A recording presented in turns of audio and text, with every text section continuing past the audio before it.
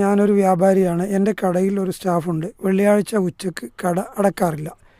പള്ളി 400 മീറ്റർ അടുത്താണ്. പള്ളിയിൽ നിന്നും ദൂരത്താണ് കട. എന്താണ് ഈ അവസ്ഥയിൽ ഇസ്ലാമിക വിധി എന്ന് ചോദിക്കുന്നത്? അദ്ദേഹം ഒരു പക്ഷേ ഈ അദ്ദേഹത്തിൻ്റെ ശമ്പളം വാങ്ങി ജോലി ചെയ്യുന്ന സ്റ്റാഫ് അദ്ദേഹത്തിന് ജുമാക്ക് പോകാൻ പറ്റാറില്ല എന്നതായിരിക്കാം. അത്തരം കാര്യങ്ങൾ അതിലില്ല. അതായിരിക്കും അദ്ദേഹം ഉദ്ദേശിച്ചത്.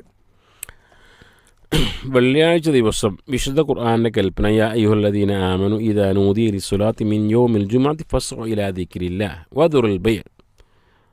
വിശ്വാസികളെ, വെള്ളിയാഴ്ച ദിവസം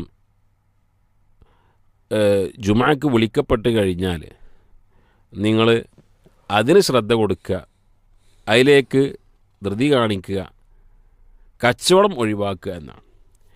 അതുകൊണ്ട് തന്നെ ഫുഖഹാക്കളൊക്കെ ഏകകണ്ഠമായി അഭിപ്രായപ്പെട്ടതാണ്, ഇമാം മിമ്പറിൽ കയറിക്കഴിഞ്ഞാൽ, ബാങ്ക് കൊടുത്തു കഴിഞ്ഞാൽ കച്ചവടം ചെയ്യുന്നത് ഹറാമാണ്, കച്ചവടം ചെയ്യാൻ പാടില്ല ഒരാളെ സംബന്ധിച്ചിടത്തോളം.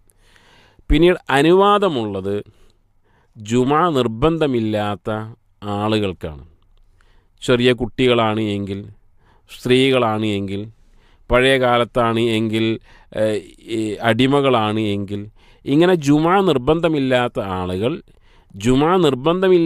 ആളുകൾക്ക് കച്ചവടം ചെയ്യുകയാണെങ്കിൽ അത് അനുവദിക്കപ്പെട്ടതാണ്. ഇവിടെ അതല്ലല്ലോ വിഷയം. മറിച്ച് അയാൾ സ്ഥാപനത്തിൽ നിന്ന് പള്ളിയിലേക്ക് പോയി, പക്ഷേ അവിടെ മറ്റ് കച്ചവടക്കാർ നടത്തുന്നു എന്ന് പറഞ്ഞാൽ നന്മ കൽപ്പിക്കുകയും തിന്മ വിരോധിക്കുകയും ചെയ്യേണ്ടവനാണ് ഒരു മുസ്ലിം.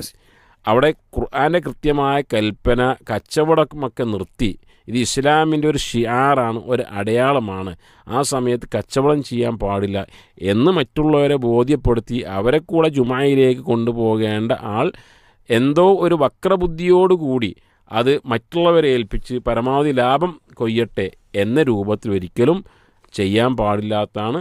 അവിടെ കച്ചവടം വെള്ളിയാഴ്ച ഈ സമയത്ത്, ഈ പറയപ്പെട്ട സമയത്ത് നിർത്തി വെക്കുക തന്നെയാണ് ചെയ്യേണ്ടത്.